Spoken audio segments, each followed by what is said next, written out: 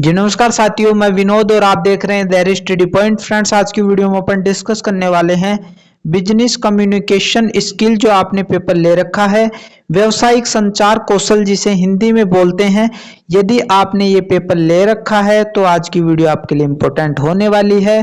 चाहे आप बीए कर रहे हो, बीएससी कर रहे हो, बीकॉम कर रहे हो और फर्स्ट ईयर में हो, चाहे नॉन कॉलेज के स्टूडेंट, रेगुलर कॉलेज के स्टूडेंट, दोनों के लिए आज की वीडियो इंपॉर्टेंट होने वाली है। और ये वीडियो आपके लिए विशेष इंपॉर्टेंट है। क्यों?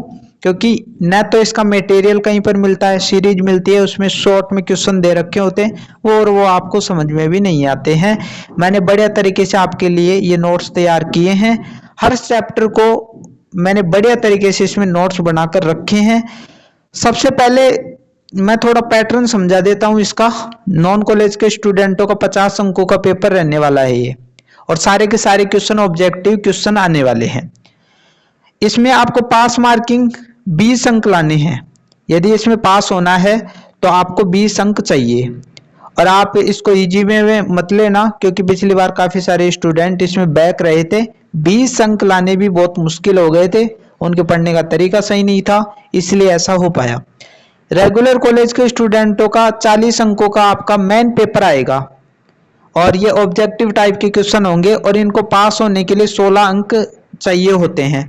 बाकी 10 अंक, वही 40 अंकों का तो आपका पेपर आ जाएगा, लेकिन बाकी के जो 10 अंक बचे ना, उसके आपके मिड टर्म एग्जाम में भेज दिए जाते हैं। 10 में से वो कितने भेजते हैं कॉलेज वाले, वो उन पर निर्भर करेगा। यहां तक बात आपको क्लियर हो गई होगी। अब एक स्पेशल बात और, जो स्टूडेंट, अब आपको ये समझ में आ गया कि भाई ऑब्जेक्टिव क्वेश्चन आएंगे तो नोट्स पढ़ने की क्या आवश्यकता है। देखो, वो नोट्स में से बीच में से बनाकर देगा।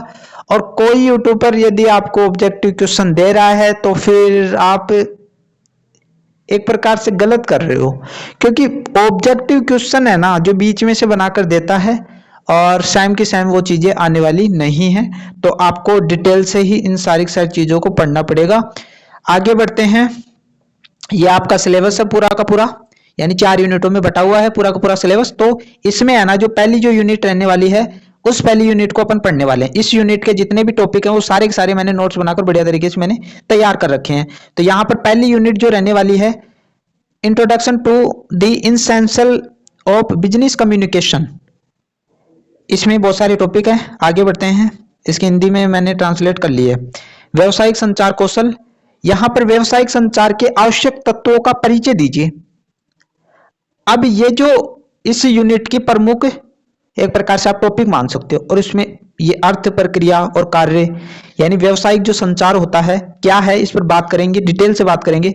इसकी प्रक्रिया, इसके कार्य क्या है, संचार के चैनल और प्रकार, प्रभावी संचार क्या होता है, इसकी बाधाएं और व्यवसायिक संचार का महत्व क्या है।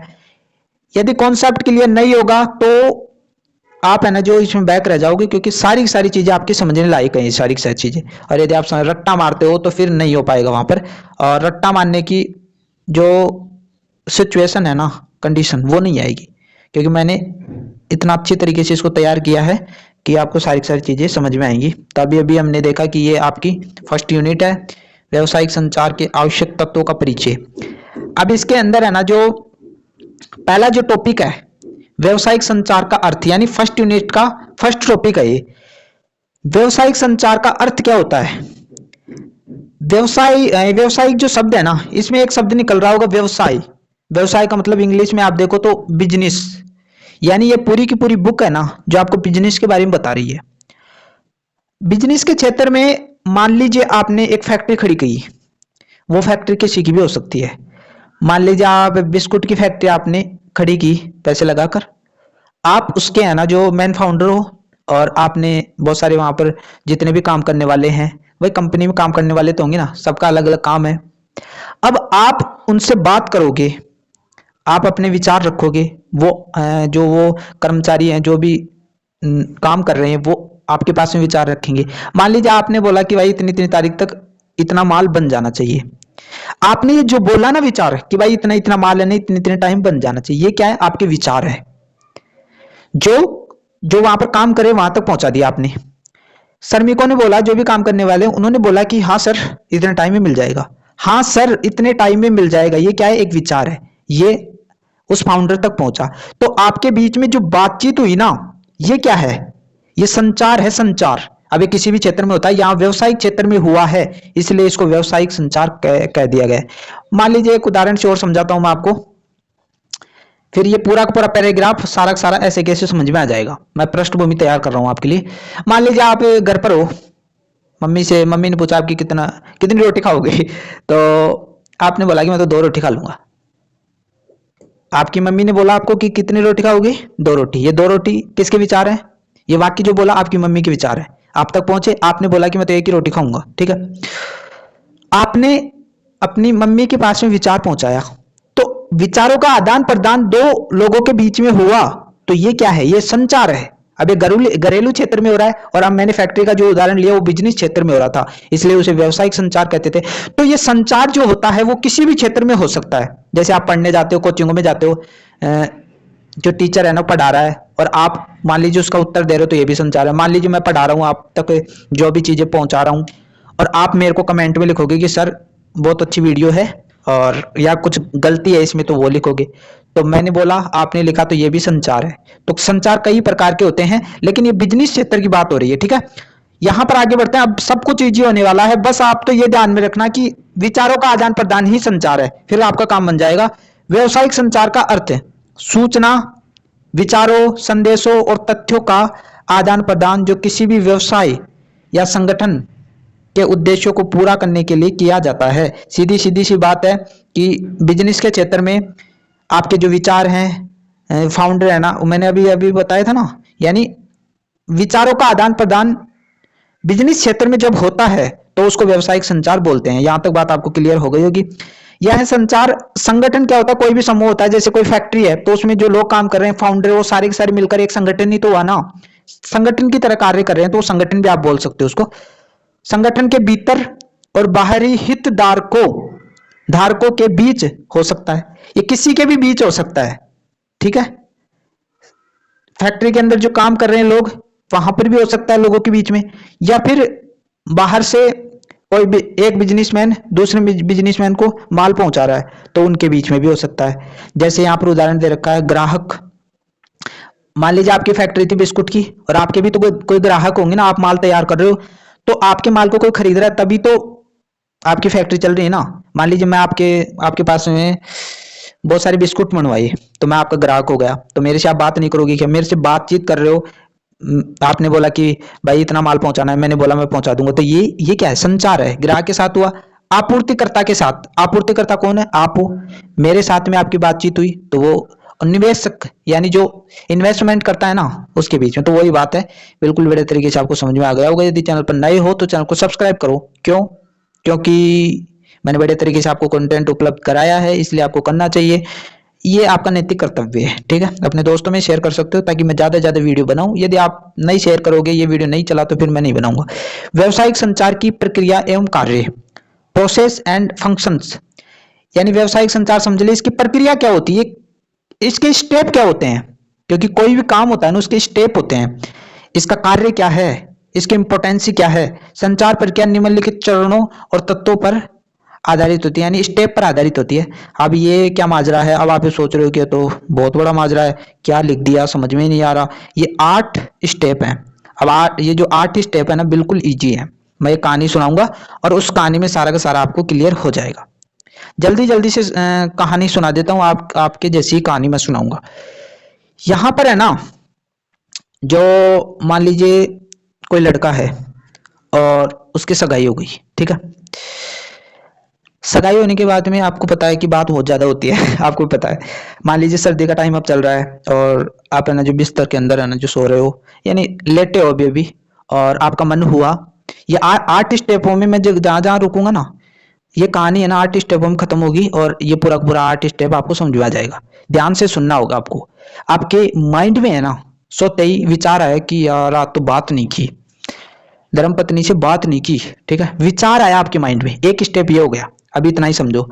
उसके बाद में आपने सोचा कि बात करें तो मौखिक करें, यानी फोन पर करें। मौखिक करोगे तो सामने तो है नहीं, आप फोन पे करोगे तो वो भी मौखिक ही हो गई, ठीक है, यानी बोलकर कर रहे हो। आपने सोचा कि एक आपने ये सोचा कि मैं तो व्हाट्सएप पर लिख कर भेज देता हूँ, व्हाट्सएप पर बात कर लेते हैं, ठीक है। मान लीजिए कोई सा भी माध्यम आपने चुन लिया, तो ये दूसरा स्टेप हो गया, ठीक है। दूसरा और तीसरा स्टेप इसमें आ जाएगा। अभी मैं डिटेल से इनको वापस से समझाऊंगा, अभी तो कहानी चल ही रही है, ठीक है। इसके बाद में आपने चुन लिया कि मैं तो लिख कर है ना जो व्हाट्सएप पर बात करूंगा, ठीक है। उसके बाद में आपने व्हाट्सएप पर लिखा, कुछ भी लिखा, उस तक पहुंच गया। अब अभी अभी है ना उस तक पहुंचा ही है, उसने सीन ही किया है उसको, ठीक है। चौथा स्टेप हो गया, यहां तक बात क्लियर हो गई। इसके बाद में है ना जो उसने उस चीज को जो आपने लिखा ना उसको पढ़ा, बस उसको पढ़ा ही है, ठीक है। उसके बाद में ये पांचवा स्टेप हो गया ना। अब छठा स्टेप जो है ना, वापस सारी सारी चीजें मैं वापस समझाऊंगा। फिर उसके बाद में मैसेज में आपने जो लिखा उसको समझा कि कहना क्या चाह रहा है, ठीक है। ये छठा स्टेप हो गया।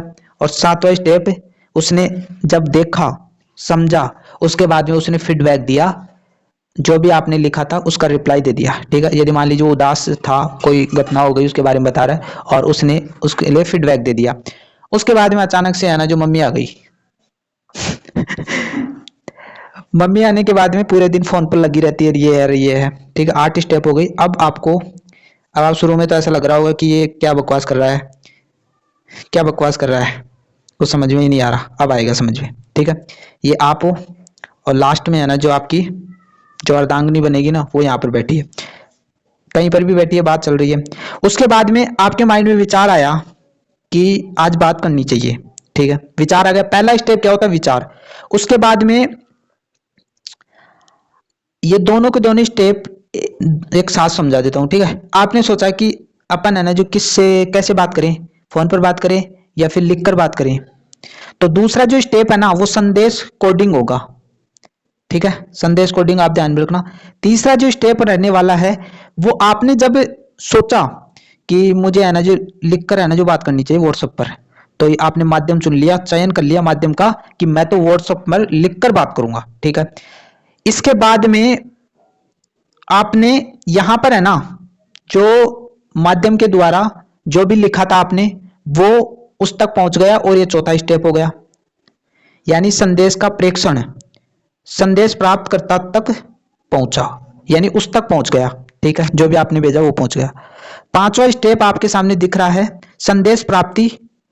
प्राप्तकर्ता संदेश को सुनता है, पढ़ता है। अब उसके पास में गया तो वो आपने यदि लिखा है ना कोई चीज तो उसको पढ़ेगी, ठीक है। तो आपने तो लिखा ही है ना मैसेज, उसको पढ़ेगी। तो ये पांचवा संदेश प्राप्ति।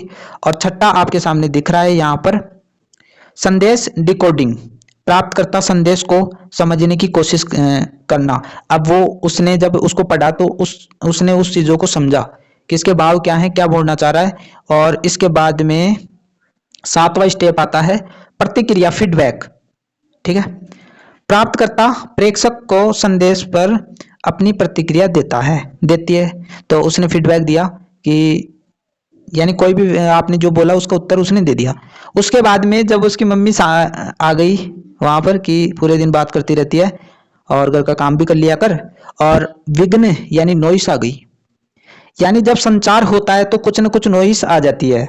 तो ये आठवां है विघ्न नॉइस। संचार प्रक्रिया के दौरान कोई भी बाधा जो संदेश को विकृत कर सकती है। तो यहां पर ये 8 स्टेप इसके होते हैं, मैंने बढ़िया तरीके से समझा दिया है।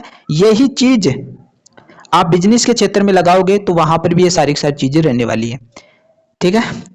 यदि समझ में नहीं आए तो वापस इसको देख लेना, यानी चरण मैंने बता दिए हैं और ये सारी चीजें हैं। जैसे मान लीजिए आप ईमेल चलाते हो, ईमेल तो बहुत कम यूज करते हो, ईमेल के द्वारा बिजनेस के क्षेत्र में बात की जाती है, ठीक है। मान लीजिए आप फाउंडर हो और आपके जो जितने भी काम करने वाले हैं उनके साथ बातचीत कर रहे हो, तो आमने सामने बातचीत कर रहे हो। मान लीजिए आप कॉल पर बात कर रहे हो, आप जिसके पास में माल पहुंचाने वाले हो उससे कॉल्स में बात कर रहे हो तो वो भी संचार है। मान लीजिए व्हाट्सएप पर आपने मैसेज किया कितना माल आज पहुंच जाएगा आपकी कंपनी में, तो वो क्या है, वो भी संचार है। मान लीजिए आपने चैटिंग की तो वो भी संचार है। मान लीजिए आपने लेटर लिख दिया जो पहले लिखा जाता था, वो सारा का सारा संचार है, क्योंकि आप विचारों का आदान प्रदान कर रहे हो। यहां तक बात आपको क्लियर हो गई होगी। अब आगे बढ़ते हैं, इसका कार्य क्या होता है, यानी व्यवसायिक संचार का कार्य क्या होता है।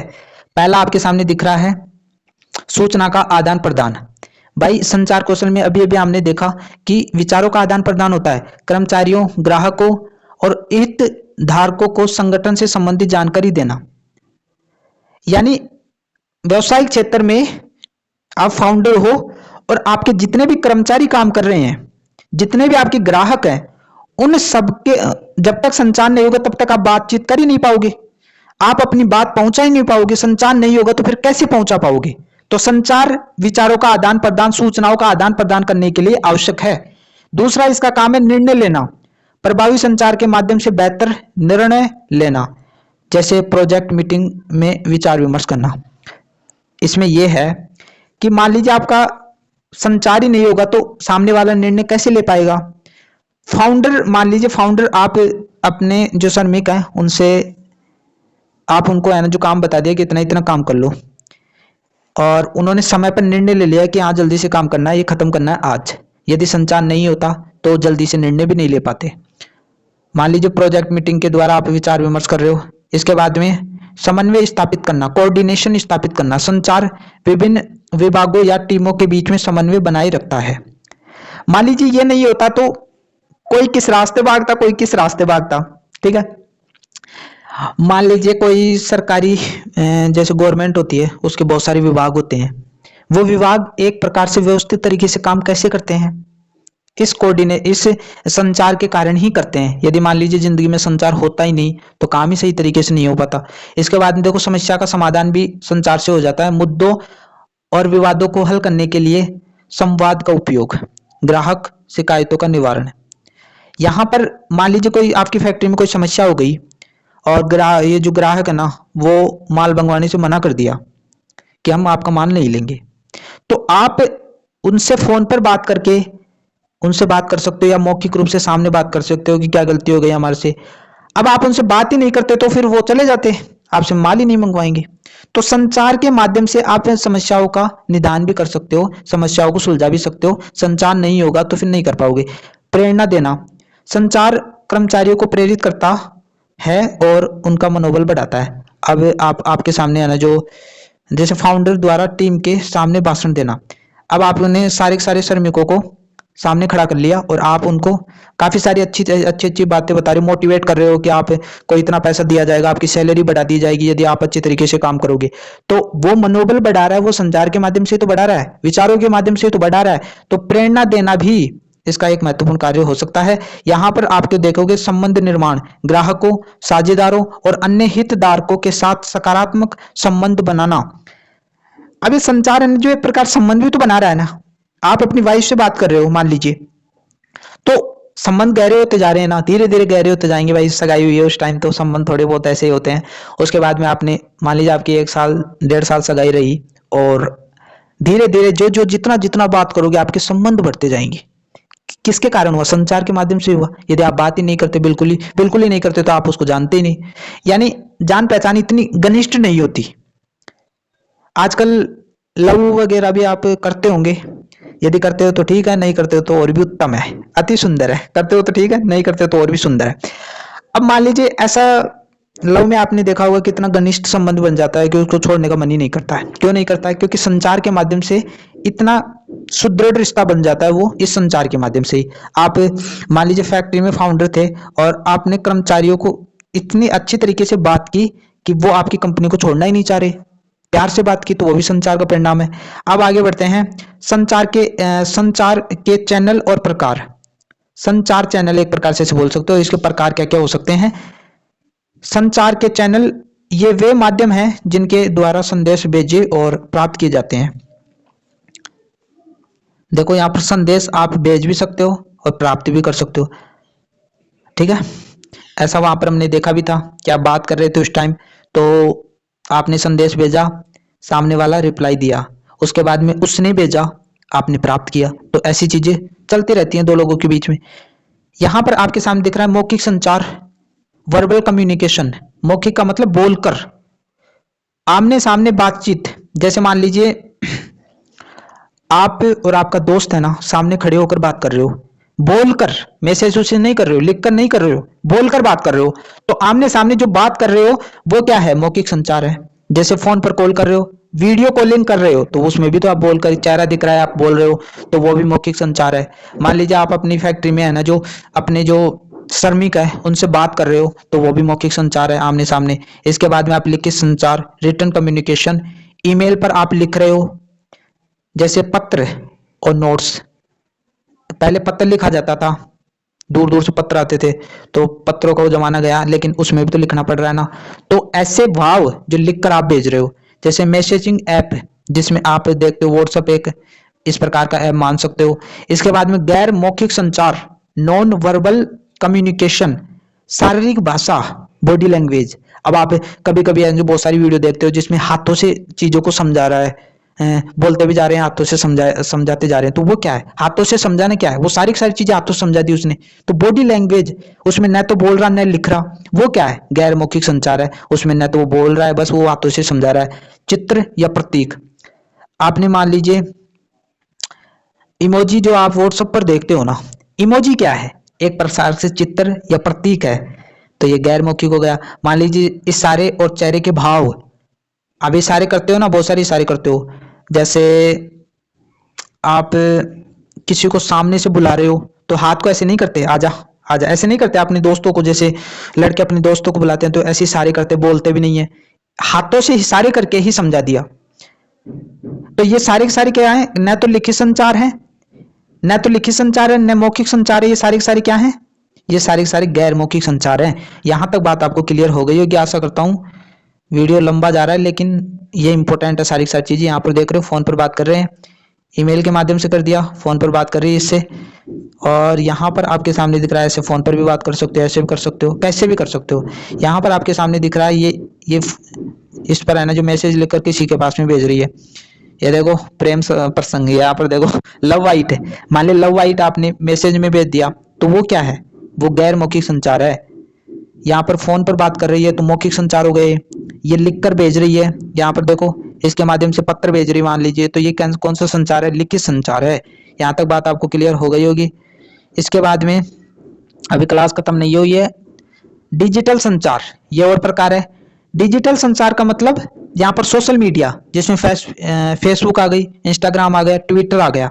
अब फेसबुक पर आप बात करते हो, अब वो आप लिखकर बात कर रहे हो, कैसे बात कर रहे हो, वो सारी डिजिटल संचार में आएंगी।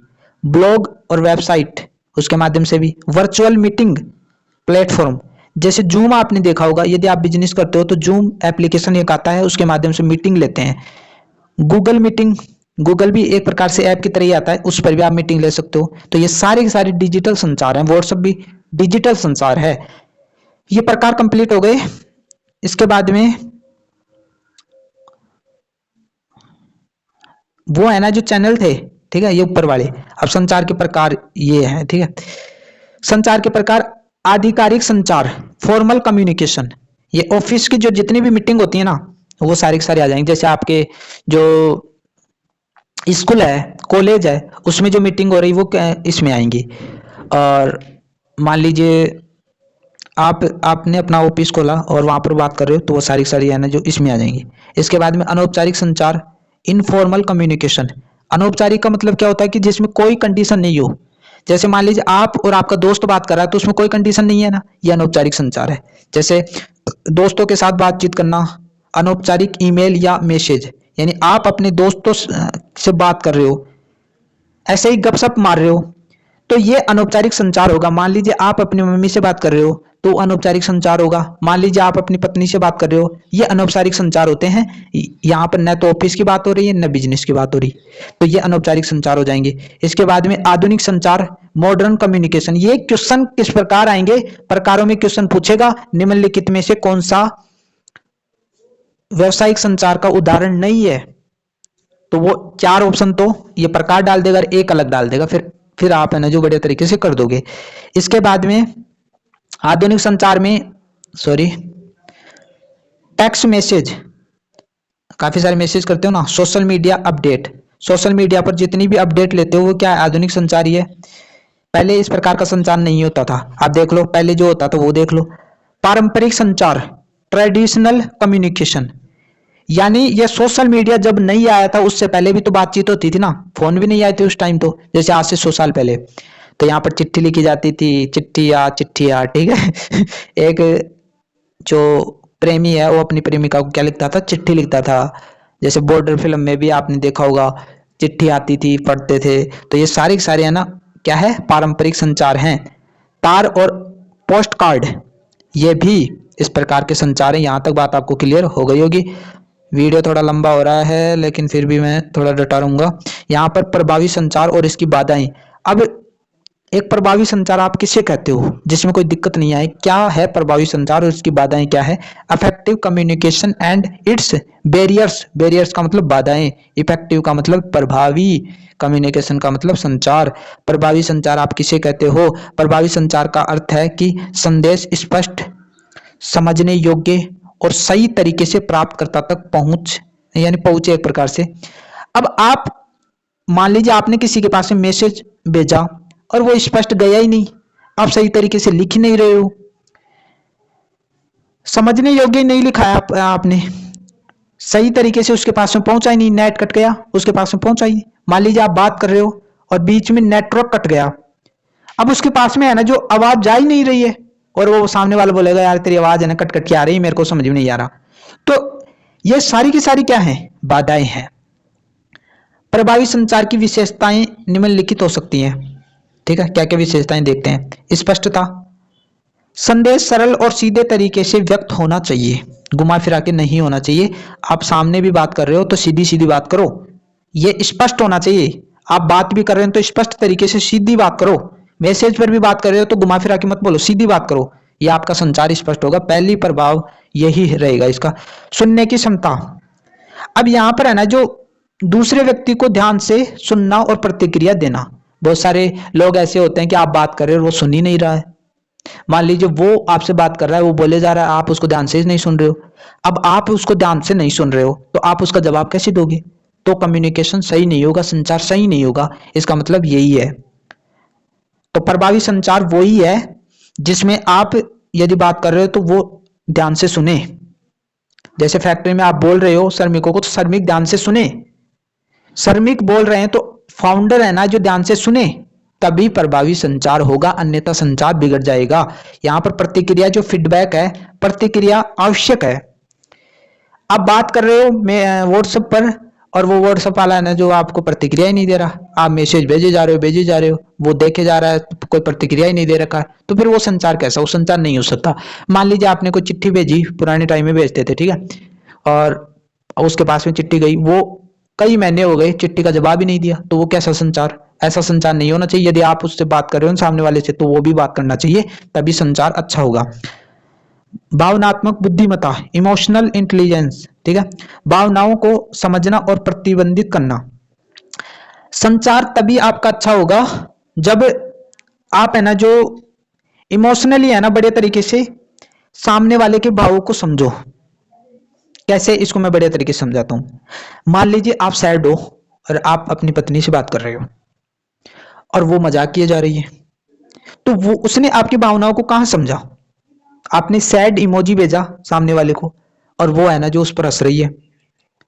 मान लीजिए आप बात कर रहे हो फोन पर, आप अपनी बीती बता रहे हो और वो उस पर हंस रही है, जहां पर हंसने की बात है ही नहीं और वो हंस रही है।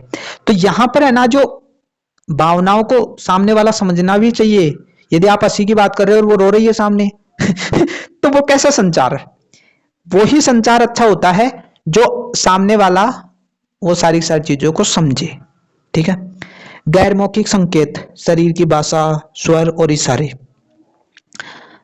प्रभावी संचार जिसमें आप शरीर की भाषा का मतलब है कि बॉडी लैंग्वेज के माध्यम से भी आप समझा रहे हो। मान लीजिए आप भाषण दे रहे हो कंपनी में, ठीक है, श्रमिक है, आप सीधे वो है ना गाँव में बोलते हैं ठूठ की जाए खड़ो होगो, ठूठ की जाए, ऐसे नहीं, संचार ऐसे नहीं होता है। आप बोल भी रहे हो, रातों से समझा भी रहे हो, बॉडी लैंग्वेज से समझा रहे हो। जैसे स्वर यानी बोलने का जो लय होती है ना, जैसे आपको ऐसा करना है, इस प्रकार के स्वर, ठीक है, इशारे, इन सारी चीजों से यदि आप करते हो तो आपका संचार प्रभावी माना जाएगा। ये सारी की सारी चीजें, यहां तक चीजें मैंने क्लियर कर दी है, ठीक है। ये वही चीजें, सारी की सारी चीजें इशारों से समझाना। ये यहां पर है ना जो मान लीजिए आपने हाथ मिलाया, तो ये भी एक बॉडी लैंग्वेज का उदाहरण है। हाथ मिलाने से क्या होगा कि भाई ठीक है मैं जा रहा हूं, आपको वहां बोलने की जरूरत ही नहीं पड़ी, हाथ मिला दिया और जा रहा हूँ बस। ठीक है, हाथ मिलाने से क्या हुआ कि मैं जा रहा हूँ। आपके हाथ मिलाने से ही बॉडी लैंग्वेज बता दे कि कम्युनिकेशन वहां पर भी हो गया। तो बढ़िया तरीके से आपको समझ में आ रहा होगा आशा करता हूँ, और ज्यादा लंबी क्लास नहीं करूंगा। ठीक है, ज्यादा लंबी नहीं होगी, बस ये लास्ट स्लाइड है। ग्राहक संतुष्टि, ग्राहकों के साथ प्रभावी संवाद से उनके सवालों और समस्याओं का समाधान। जब संवाद होते हैं, संवाद में आप वो भी एक संचार है। ग्राहकों की समस्याओं का समाधान भी होता है। यदि आप समस्याओं को समाधान नहीं कर पा रहे हो तो वो प्रभावी संचार नहीं माना जाएगा। संगठनात्मक संस्कृति को सुदृढ़ बनाना एक सकारात्मक और खुले संवाद का वातावरण तैयार करता है। आप संवाद कर रहे हो तो इसमें सकारात्मक चीजें भी सामने आएंगी, एक अच्छा एनवायरनमेंट बन जाता है। जैसे आप मोटिवेशन भाषण दे रहे हो तो वहां पर आप देखोगे कि एक अलग सा ही वातावरण बन जाता है। वो किसके कारण बना? ये संचार के माध्यम से बना। संघर्ष प्रबंधन गलतफहमियों और संघर्षों को दूर करने में मदद करता है। कुछ गलतफहमियां ना जो काफी सारे रिश्तों को बिगाड़ देती हैं, आपने भी देखा होगा।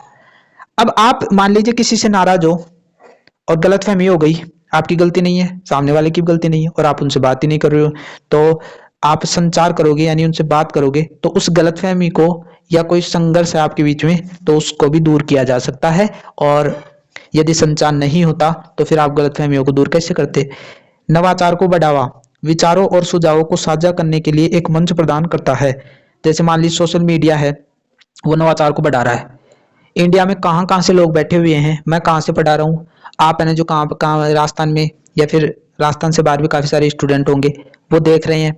यदि ये संचार नहीं होता तो क्या मैं पढ़ा पाता? मेरी बात आप तक पहुंचती नहीं, आप कमेंट करते, आपकी जो बातें हैं ना मेरे तक पहुंचती नहीं। तो एक नवाचार को इसने है ना संचार ने बढ़ाया है। लागत और समय की बचत, लागत और समय की बचत भी होती है। मान लीजिए आपकी शादी है भाई, बात उत कर रहे हो तो अब शादी होगी ठीक है, तो आप कार्ड उड बांटते ना घर वाले कोई भी, तो आप है ना जो घर वाले कार्ड तो पहुंचाएंगे ना। अब आपने मैसेज व्हाट्सएप पर ही भेज दिया कि भाई शादी में आना है, व्हाट्सएप कार्ड भेज दिया। आजकल तो है ना व्हाट्सएप कार्ड बहुत ज्यादा चल रहा है, तो व्हाट्सएप कार्ड आपने भेज दिया। आपकी किसकी बचत हुई? लागत यानी पैसे भी बचे और आपके समय भी बचा, क्योंकि आपको वहां जाने की जरूरत ही नहीं पड़ी। तो संचार है ना जो समय और लागत की बचत भी करता है। वैश्विक व्यापार में सफलता, वैश्विक व्यापार में यहाँ बैठे बैठे है ना जो आप प्रोडक्ट बेच सकते हो विदेशों को। यदि आपकी नेटवर्किंग मार्केटिंग अच्छी है तो यहां से बैठे बैठे आप बात कर सकते हो विदेशी, यदि इंग्लिश आती है या फिर आपका जुड़ाव है वहां पर, तो आप बेच सकते हो। क्यों? ये किसके कारण संभव हुआ? संचार के कारण संभव हुआ। यहां तक बात आपको क्लियर हो गई होगी। ये सारी की सारी चीजें मैंने बढ़िया तरीके से समझा दिए हैं, और ये सारी की सारी चीजें यानी बाधाएं और सब कुछ मैंने समझा दिया है। इफेक्टिव कम्युनिकेशन और बैरियर बाधाएं क्या क्या हो सकती हैं, वो सारी की सारी चीजें मैंने बढ़िया तरीके से समझा दी है। मिलते हैं नई वीडियो के साथ। आशा करता हूँ वीडियो अच्छा लगा होगा। क्लास लंबी थी, लेकिन मैं यदि रट्टे मारकर ऐसे कैसे समझा देता तो आपको चीजें समझ में नहीं आती, और वीडियो थोड़ा लंबा हुआ है लेकिन आपको चीजें क्लियर हुई होंगी। अगली क्लास देखने के लिए आप हमारे चैनल को सब्सक्राइब करना ना भूले, बेल आइकन को दबा दो, क्योंकि इस प्रकार की वीडियो मैं यहाँ पर लेकर आता रहता हूँ। मिलते हैं नई वीडियो के साथ, तब तक के लिए थैंक यू।